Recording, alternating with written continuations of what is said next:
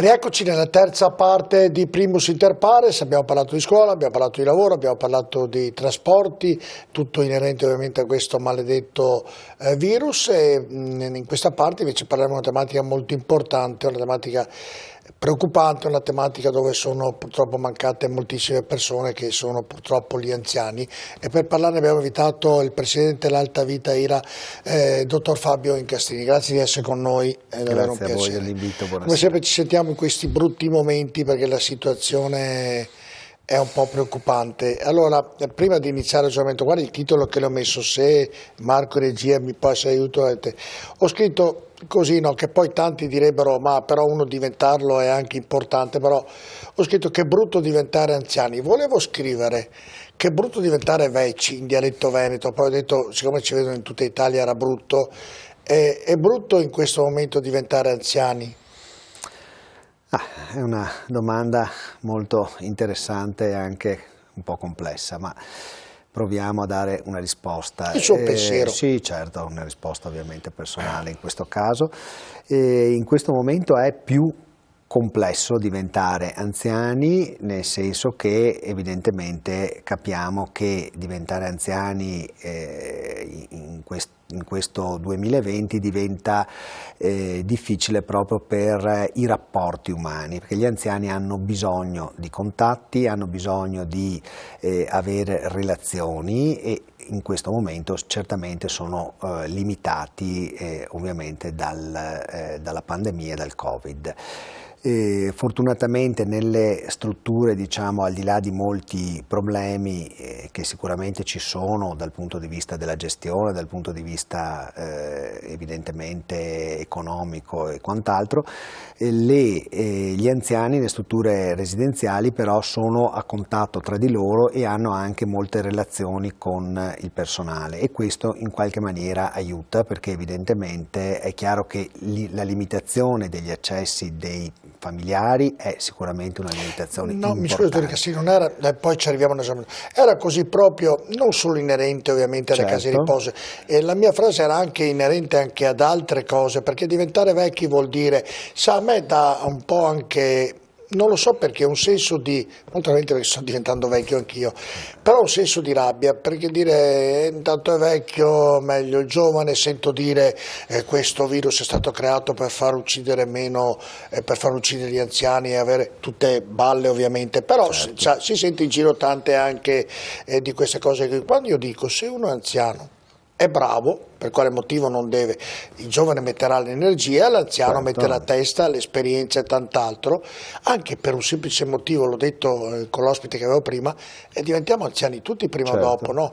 E quindi maltrattare sotto un certo punto di vista psicologico un anziano lo reputo davvero una cosa non piacevole. Allora, parto da questo presupposto, poi arriviamo ovviamente nelle case di riposo dove ovviamente, e questo Covid ha fatto sì che gli anziani abbiano una paura ancora più tremenda della paura che hanno già, certo, essendo anziani. Non so se sono riuscito a spiegarmi il concetto.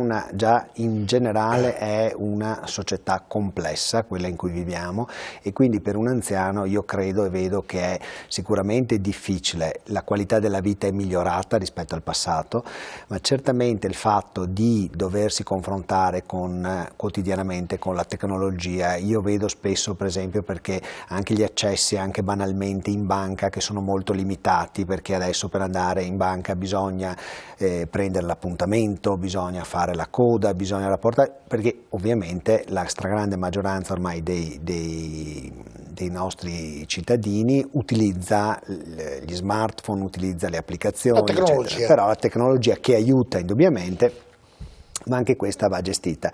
C'è un anziano, diciamo così, ma che è assolutamente, voglio dire, in gamba, che io conosco molto bene, che ha conseguito 3 lauree negli ultimi 10 anni, quindi ha oltre 80 anni di età, direi che insomma ha una mente piuttosto lucida, e ecco, evidentemente ho visto che ha incontrato delle difficoltà, perché anche gli esami all'università adesso bisogna prenotarli via web, bisogna è cambiato il mondo, e quindi indubbiamente è cambiato il mondo. Sicuramente questo ha consentito dei miglioramenti, così come nella sanità, nella qualità della vita, ma certamente è un mondo che comunque ha delle complessità e ha delle criticità, e quindi bisognerebbe aiutare gli anziani proprio per essere inseriti, perché è giusto dire hanno lavorato una vita ed è giusto che siano inseriti in una società che non li esclude ma semmai li accoglie, direi, perché è inutile che ci vantiamo dell'accoglienza, l'accoglienza deve essere certamente nei confronti di tutti, ma a maggior ragione dei nostri anziani. Se porto un esempio con il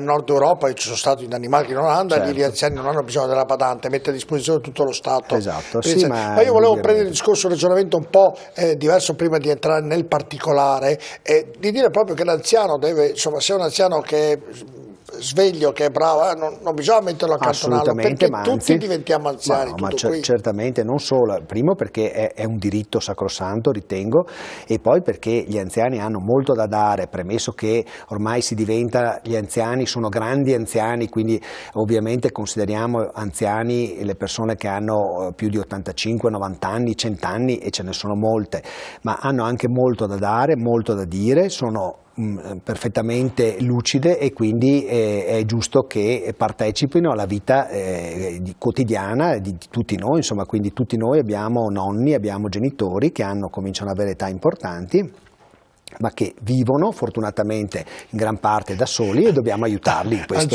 Aggiungo, dottor Igastrini, che sono anche la salvezza di tanti giovani. Certamente i nonni sono fondamentali per anche tanti sotto un profilo economico. Lo sono stati anche per me. Tanti giovani, visto il momento attuale, magari usano la pensione dei nonni. Certo, e anche poi per gestire i nipoti, che i nonni sono una risorsa fondamentale, e li mantengono in vita e li educano anche pur non essendo i genitori. Economicamente salvano la baracca, sono babysitter, hanno mille risorse, fortunatamente. Sono cuochi, esatto, perché i giovani ormai faticano poco tempo. È così, però la vita è così, quello ci sta, ma quello ci può stare. Sono una risorsa fondamentale del nostro paese, e fortunatamente noi abbiamo anche un'età media elevata, il che significa che abbiamo condizioni di vita buone. Ho fatto questo titolo perché per me non è rispettato come tutto quello che ha detto lei dovrebbe essere, e dobbiamo sforzarci in questo senso, perché alle volte li dimentichiamo, voglio dire, le istituzioni alle volte sono attente, altre volte lo sono meno, perché ripeto anche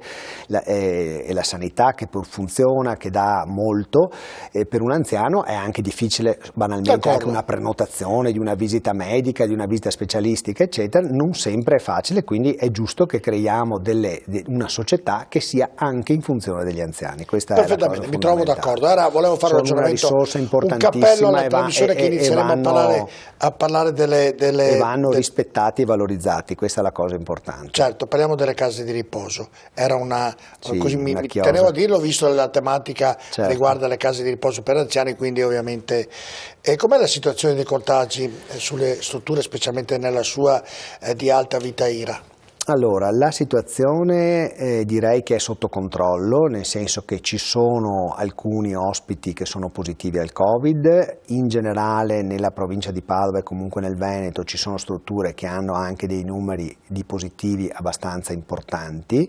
Ecco, ma secondo lei questa positività arriva dall'interno o arriva dall'esterno? No, allora guardi, su questo io con certezza posso affermare che il contagio avviene dall'esterno, nel senso che quasi la totalità delle strutture con la seconda fase della pandemia ha chiuso gli accessi all'esterno, e quindi direi che possiamo affermare con tranquillità che purtroppo i contagi derivano dal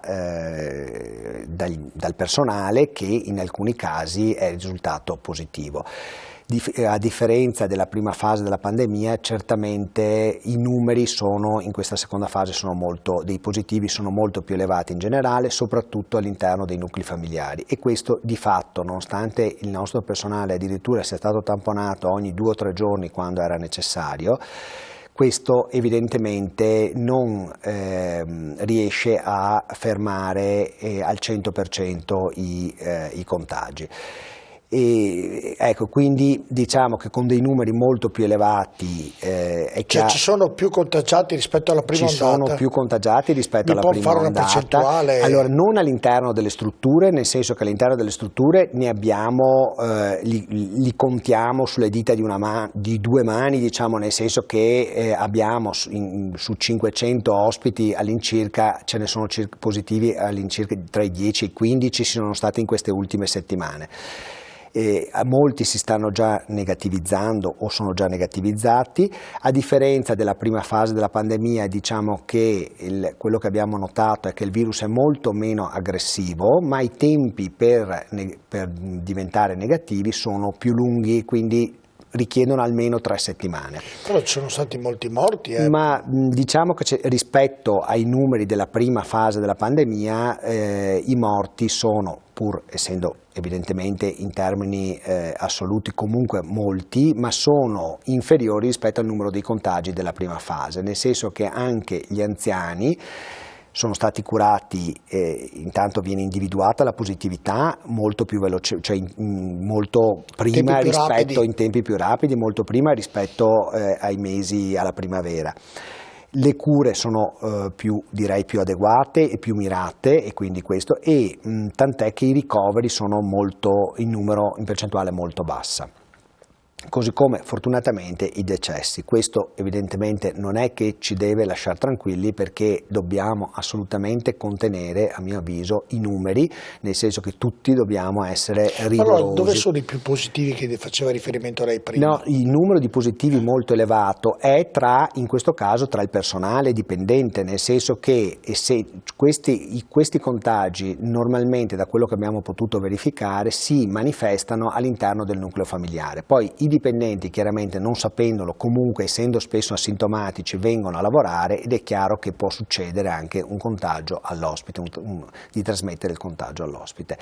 Il punto, scusi se entro, e per evitare questo cosa bisognerebbe fare? Allora, noi abbiamo adottato ovviamente, come già nella prima fase della pandemia, tutti i protocolli, tutti i DPI, ecco, il problema è che non puoi escludere la diffusione, escludere al 100% la diffusione, perché evidentemente anche l'utilizzo delle mascherine FFP2 comunque un minimo di possibilità di contagio lo consente. Poi il problema all'interno delle strutture per anziani non autosufficienti è il fatto che basta che ci sia un ospite positivo, e questo si sposta, perché loro all'interno del loro reparto, all'interno della struttura comunque si spostano, spesso non riescono a tenere le mascherine perché comunque hanno problemi o fisici o anche diciamo cognitivi, che fanno sì che si tolgano la mascherina, eccetera, e quindi può esserci qualche... Scusi se la interrompo, dottor Ingrassia, che per capire, per non dimenticare le domande che reputo importanti, ma un operatore del settore, quando va ad accudire ad un ammalato, lo deve spostare di peso, lo deve ovviamente... hanno tutti gli sollevatori, hanno tutto quello... Però questi sono preparati non solo con mascherina ma anche con altro... Assolutamente, hanno le mascherine, ovviamente, come peraltro ormai le abbiamo anche noi, ma hanno anche cuffie, hanno guanti, hanno dove serve nei reparti, perché bisogna distinguere nei reparti ovviamente dove ci sono positivi Covid da quelli dove i positivi non ci sono. È chiaro che i protocolli sono rigidi, e rispettarli tra l'altro al 100% non è semplice, perché noi dobbiamo pensare, questo credo sia interessante anche per chi ci segue da casa, che il soggetto, l'operatore, l'infermiere o il medico che opera in un reparto Covid deve indossare un doppio camice, i doppi guanti, i calzari, la cuffia, 2 mascherine, eccetera eccetera, oltre alla visiera e quant'altro, per 8 ore, cioè per tutto il tempo del turno.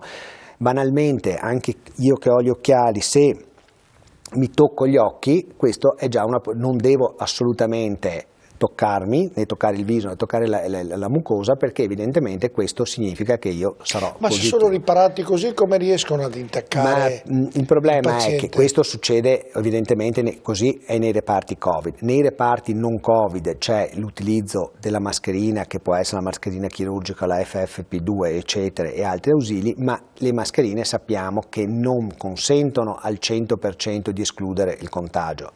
La mascherina FFP2 mi esclude il contagio in una misura circa del 90, 92, 95%, ma comunque abbiamo una percentuale, ancorché bassa, di possibilità. chiaramente se il numero dei positivi che circolano, diciamo così, è abbastanza elevato, è chiaro che in questa percentuale ci scappa il contagio. Poi c'è un altro direttore, secondo me, aspetto da considerare, che è quello dei tamponi rapidi, nel senso che il tampone rapido abbiamo potuto appurare, ma credo che ormai sia abbastanza noto, che ha una certezza di risultato dell'esito che è relativamente alta, nel senso che in alcuni casi siamo sull'ordine del 70%, quindi i falsi negativi sono un numero abbastanza rilevante. Se io sono asintomatico e mi viene fatto il tampone, evidentemente risulto negativo e poi sono positivo, è chiaro che ho anche un livello di attenzione più basso, cioè inferiore rispetto al fatto che se sapessi che sono positivo, premesso che se il tampone rapido mi desse come esito la positività, andrei a fare evidentemente il molecolare immediatamente. Invece così diciamo che non solo all'interno delle strutture, ma in generale io giro per la città e chiaramente se sono positivo è un bel guaio. Senta, parlavamo della differenza tra la prima ondata e la seconda ondata. All'inizio della seconda ondata, che poi alla fine i numeri sono davvero esplosi in maniera esponenziale, che gioco di parole che nessuno si aspettava. Ecco, all'interno della RSA all'inizio mi sembra che la cosa sia perlomeno era sotto controllo, diciamo così, no? Poi ultimamente, leggendo gli articoli sui giornali, in molte case di riposo hanno iniziato a mancare delle persone. Da cosa è stata causata la partenza buona e poi la difficoltà percorrendo la strada, conoscendo questo virus, conoscendo anche come potersi riparare perché non avvengono i contagi? Certo. Allora, diciamo che io per quello che ho potuto vedere, non solo presso le strutture di Alta Vita IRA, ma direi abbastanza in generale anche nella provincia di Padova, e come anche socio fondatore di URIPA, che è l'associazione delle strutture residenziali per anziani pubbliche, abbiamo un confronto molto stretto e quotidiano appunto con tutte le province del nord-est. Effettivamente, come lei affermava poco fa, c'è stata una partenza buona, ma in realtà e con pochissimi contagi, e poi i numeri sono diventati più importanti. Il tema è... Mi scusi, nel mezzo al ragionamento c'è stata l'estate, lì i casi sono abbassati, come è successo? Allora, non è successo nulla a quel periodo? No, allora noi siamo rimasti diciamo covid free, quindi senza casi per moltissimi mesi, quindi al di là della prima fase della pandemia, poi diciamo la situazione l'abbiamo raddrizzata con un intervento molto diciamo vigoroso in termini di risorse, in termini di ausili, eccetera eccetera, e questo ha consentito appunto di azzerare il numero dei contagi. Così è stato fino sostanzialmente alla fine di settembre. Poi la partenza è stata buona, nel senso inteso nel senso di numero di casi di ospiti positivi, perché sostanzialmente eravamo a zero, e nelle ultime settimane ne abbiamo avuti alcuni, fortunatamente non molti. Il problema è che il numero è molto più elevato in termini di personale che non di ospiti, perché abbiamo un numero di dipendenti positivi che è abbastanza elevato, e chiaramente i contagi sono nel 99% dei casi appunto avvengono all'esterno, nel nucleo familiare. Il problema è che se in una struttura cominciano a esserci il 10-15% di personale positivo, è chiaro che prima o poi qualche ospite si contagia. E quello che abbiamo potuto osservare è che appunto ci sono stati questi contagi, cioè moltissimi contagi, un numero molto superiore rispetto alla primavera, proprio nell'ambito familiare. Molti hanno figli positivi che a mio avviso non si sono contagiati certamente nell'ambito scolastico, ma ovviamente fuori dalla scuola e in giro per la città, e poi evidentemente anche i genitori spesso sono risultati positivi. Questo ha fatto sì che il picco dei contagi sostanzialmente è stato corrisposto anche ad un picco dei contagi nell'ambito del personale dipendente, con dei problemi di gestione molto seri, perché voi capite che noi dobbiamo garantire un'assistenza e un servizio 365 giorni all'anno, 24 ore su 24, e quindi chiaramente il fatto di avere un numero di dipendenti positivo, che poi ovviamente corrisponde a quello che è la società, perché non è che evidentemente i dipendenti delle strutture residenziali per anziani siano maggiormente positivi rispetto ad altri, ma così è stato negli uffici, così è stato nelle strutture pubbliche e quant'altro. Ovviamente noi non possiamo permetterci lo smart working, è chiaro che se uno opera in smart working riduce enormemente la possibilità di contagio. La differenza sostanziale rispetto alla primavera qual è stata? Che in primavera ci ha diciamo difeso e abbiamo potuto gestire meglio la situazione pur avendo faticato a reperire gli ausili, le mascherine e quant'altro. Il lockdown, che evidentemente ha isolato i nuclei familiari, e questo ha impedito il diffondersi in maniera così importante come viceversa c'è stato in autunno del virus. Invece la possibilità, l'estate è stata dannosissima a mio avviso, infatti noi ci siamo preparati fortunatamente, perché abbiamo anche visto che la situazione sarebbe peggiorata, perché chiunque abbia un po' visto la situazione in agosto, in settembre, in luglio e nei mesi scorsi sostanzialmente poteva immaginare che le cose sarebbero andate in questo modo, e ci siamo anche preparati appunto con tutti gli strumenti, con tutti gli ausili, in modo da avere la possibilità di fornire a tutto il personale.